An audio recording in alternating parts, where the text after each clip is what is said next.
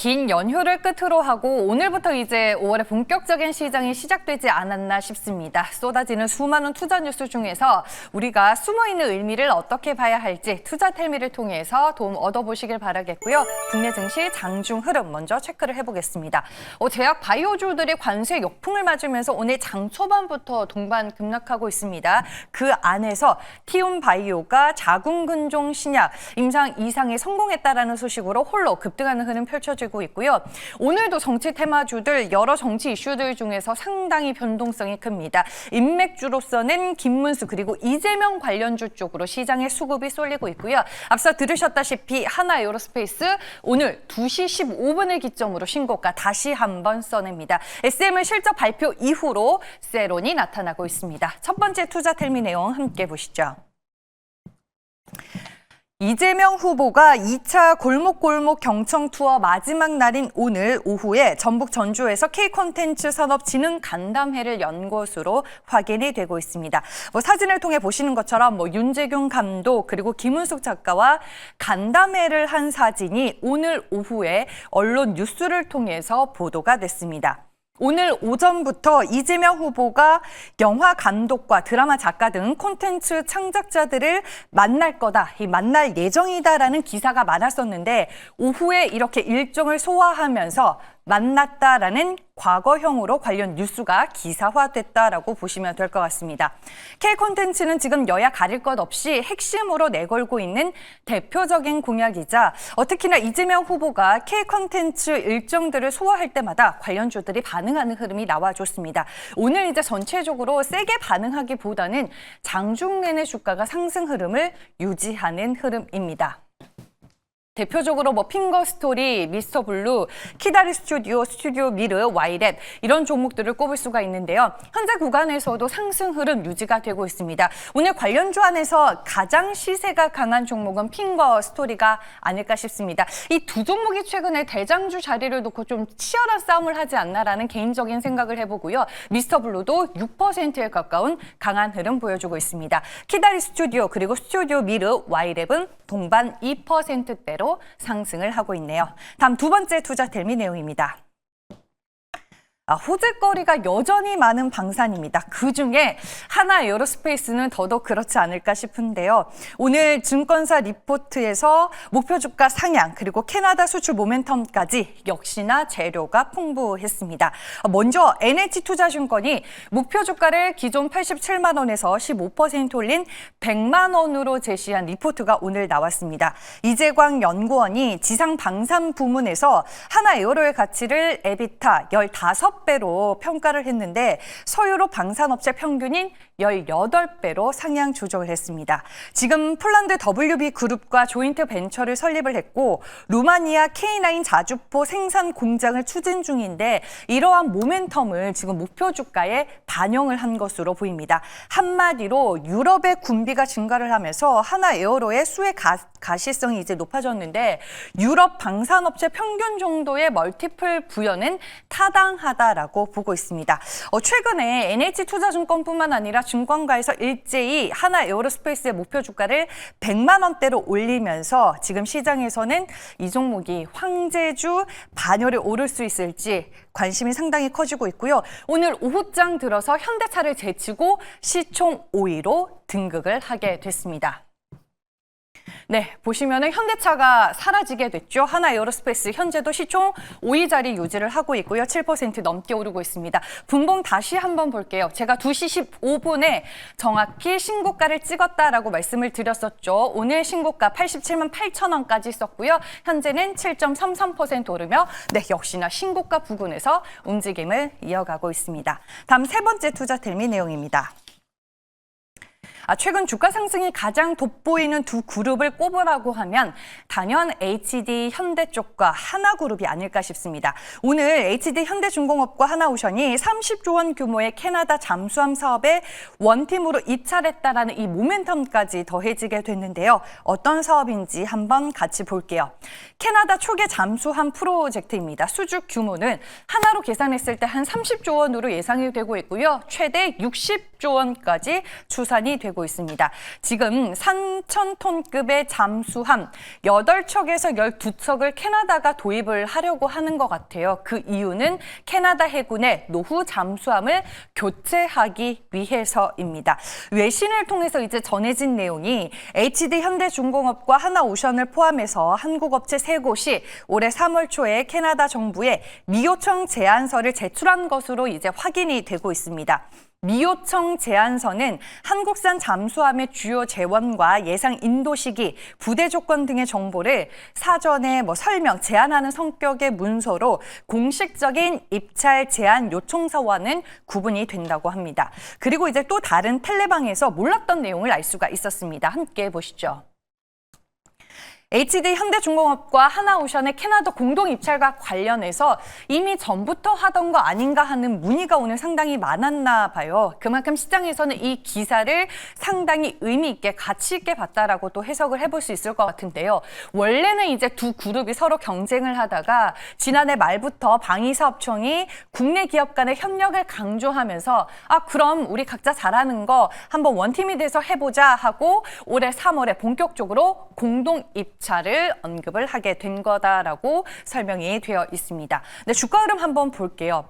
오늘 하나오션과 HD 현대중공업도 신고가 쓰면서 출발을 했습니다. 현재는 오전장보다는 상승폭을 좀 반납하면서 음봉으로 전환이 됐고 각각 1%대 오름세를 유지를 하고 있습니다. 하나오션은 82,50원, HD 현대중공업은 41만 7천 원을 지나가고 있습니다.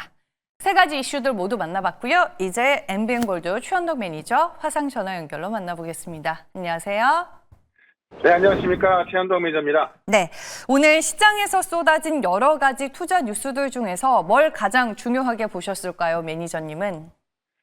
정말 많은 예가 있었는데 두 가지를 좀 봐야 될 것 같습니다.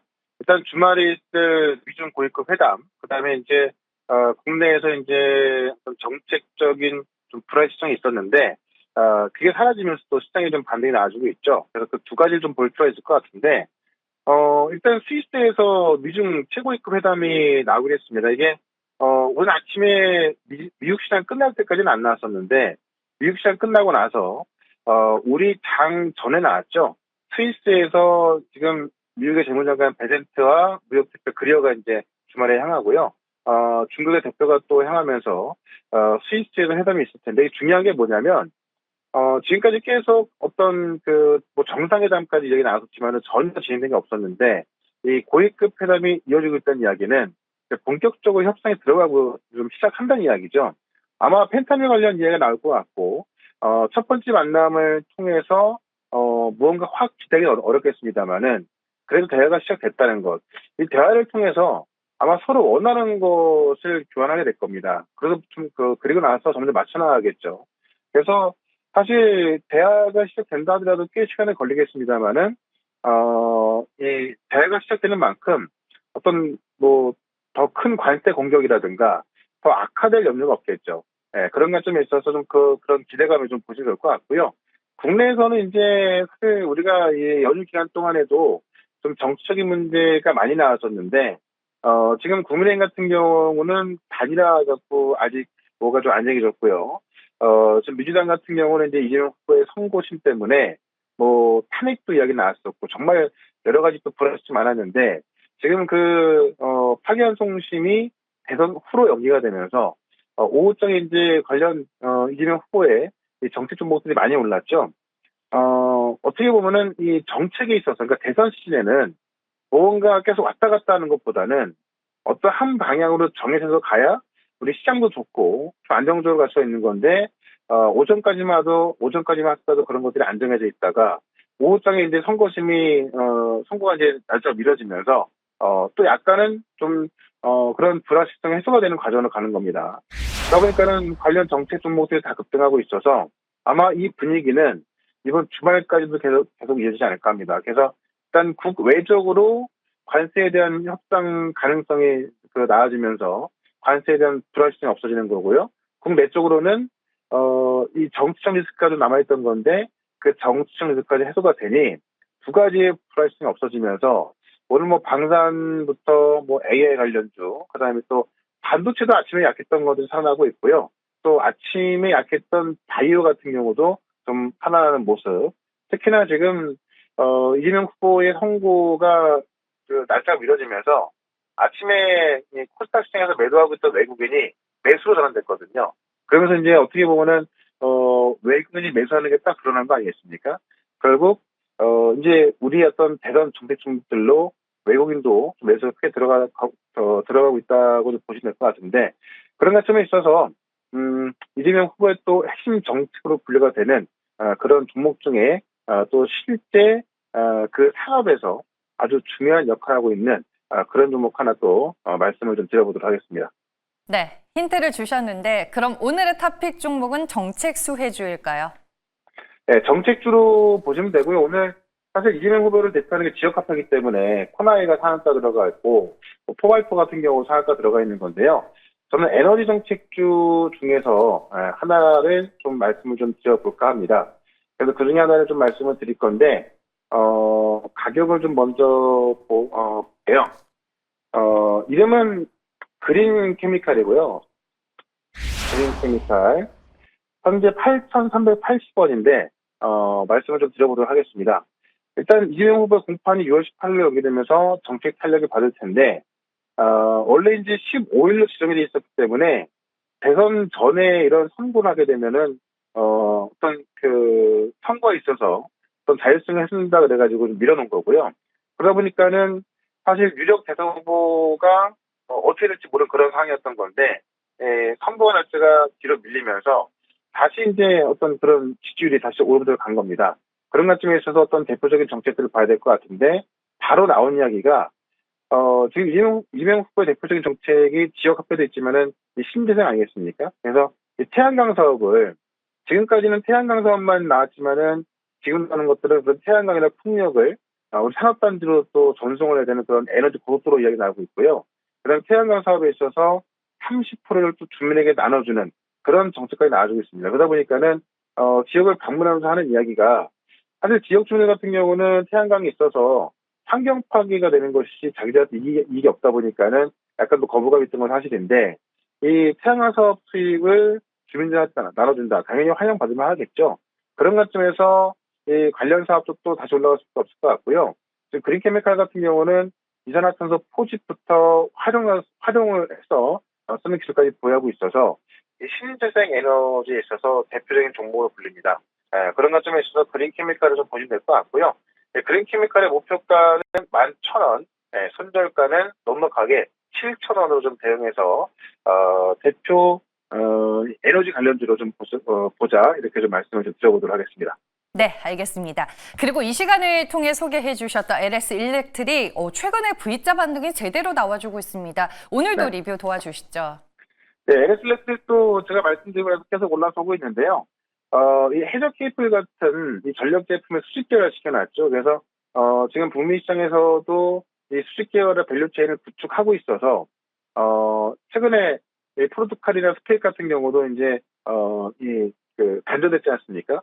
그런 관점에서 전력 인프라가 더 올라가고 있는데, 사실 수출에 대한 부분이 작년보다 더 좋아지고 있어서 수주와 실적 기대감, 어떻게 보면 조선주와 같은 모습인데 실적도 좋고 수주도 계속 나오고 있어서 LS 일렉트릭 같은 경우는 전고점까지 계속 올라갈 것 같습니다. 그래서 계속해서 보여드릴 말씀을 좀 드릴 거고, 지금 뭐 대선 정책부터 관세 협상이 좀 진행되면서 이번 주에 올라갈 종목도 꽤나 많이 있거든요.